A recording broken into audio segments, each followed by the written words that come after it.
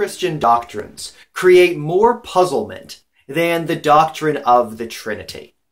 How can God be three in one? How can he be both three persons and yet a single being? Religions from atheism to Islam to Mormonism raise questions about the Trinitarian teaching of Christianity. And frankly, not a few Christians also struggle to wrap our minds around what it means to have a Trinitarian God. The first and most essential thing we have to consider as we think about the doctrine of the Trinity is to recognize that it's not something created by Christian theologians. The starting place for the doctrine of the Trinity is not some Christian theologian, some church council, but it's the self-revelation of God. God shows himself to us in the Bible as a deity who is three persons in one being, who both expresses himself, shows himself as Father, Son, and Spirit, and yet emphasizes repeatedly that there is but one God. And so out of that puzzling, difficult self-revelation, Christian theologians look at it and say, okay, well, how can we understand it? How can we articulate it? How can we explain it to other Christians and so on? And so some of the church councils and creeds and so on try to articulate it in a way that's clear. But the starting place is not the mind of man, but the revelation of God. And we see this revelation throughout the scriptures. Surveying all of it would be well beyond the scope of a single video here. But I want to zero in on one particular interesting area, perhaps a less known area, where God reveals clearly his Trinitarian nature. Now, most clearly of all, of course, is the New Testament, where we see God coming as a man, Jesus Christ. We see the Holy Spirit sent from heaven. Even particular scenes have all three persons of the Trinity acting in their respective roles within a particular scene. So, for example, the baptism of Christ, where Jesus Christ the man goes down into the water, the Father speaks from heaven, and the Spirit descends as a dove. A snapshot of all three persons of the Trinity at work within one single scene. So it's much more explicit in the New Testament. But I want to consider the Old, and in fact, the very first part of the Old Testament, Genesis 1.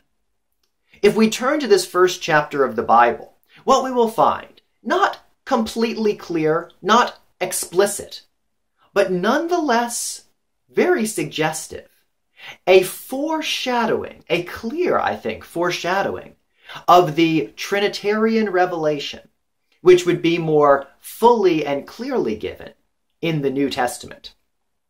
And we can start actually in the very first verse of Genesis 1, Genesis 1:1. In the beginning, God created the heavens and the earth. I want to focus on those two words, God created. And what I want to focus on is how they are singular or plural. So, of course, different words, nouns and verbs, can be either a singular form or a plural form. So, for example, if I say, the dog runs, dog is the singular noun, and runs is the verb form that goes with that singular noun. Similarly, if I say, the dogs run, then you have a plural noun, dogs, and then you have the verb form, run, not runs, which goes along with that plural noun. So, the dog runs, or the dogs run. That's how singular and plural nouns and verbs work in English. Well, in Hebrew, the word that is translated in our English Bibles as God is the word Elohim, E-L-O-H-I-M.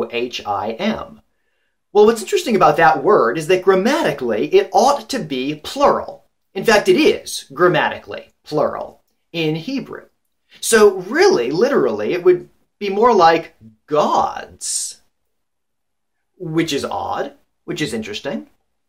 In fact, if that's all you had, it might suggest some sort of weird polytheism or something. More than one God. But that's not all we have. Because oddly, very ungrammatically, what we have, or seemingly ungrammatically, what we have is Elohim, plural, created, singular. So you have a plural noun, but then the form that is attached to it is a singular verb. On its face, again, it just seems ungrammatical. It would be like saying, the dogs runs. It just doesn't work. It's a plural noun with a singular verb form. Well, there's two possible explanations for what's going on here, and it's not just in Genesis 1:1, it's all through the Old Testament, where we have Elohim, the plural noun, followed by singular verbs and also adjectives modifying it. Well, there's two explanations. One is that in Hebrew, you could have what is sometimes called the plural of excellence. It's sort of like in English, a king might refer to himself as we or us. The plural sort of magnifies, glorifies the speaker. And so when we see Elohim, it is sort of a quirk of the Hebrew language that pluralization can just indicate grandeur. Elohim, God, is so great that we need a plural to encompass all of his glory. That's one signification of it. But do you think it is wholly unreasonable to also see here a hint of a God whose singularity or plurality is complicated, let us say? A God whose essence is three, plural, and yet one, singular. There's a muddiness, a confusion to the numbers, which suggests, again, a foreshadowing of something to come, a self-revelation more full in the New Testament. But we don't even need to stop here. Let's go on from Genesis 1:1 to Genesis 1:26, where God, having created the rest of creation, decides to create the last and greatest part of it, mankind. And this is what Genesis 1:26 tells us. That then God said, "Let us create man in our image." Now it's very interesting. Once again, we have God, then God said, which that's Elohim, the plural, but then said is singular. So once again, that's like Genesis 1:1, where you've got the plural noun with the singular verb. And then we have let us create. That's definitely plural. So what's going on here? Who is God talking to? He's certainly not talking to the angels surrounding him, because he didn't create man in the image of angels. How would that work?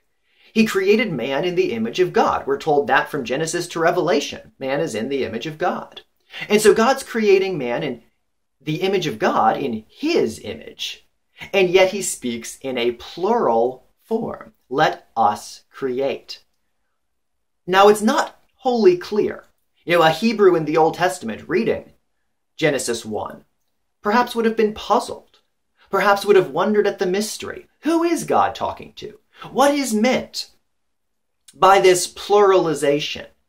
And maybe he would have thought that it was simply the plural of excellence. Again, glorifying God by putting him into the plural.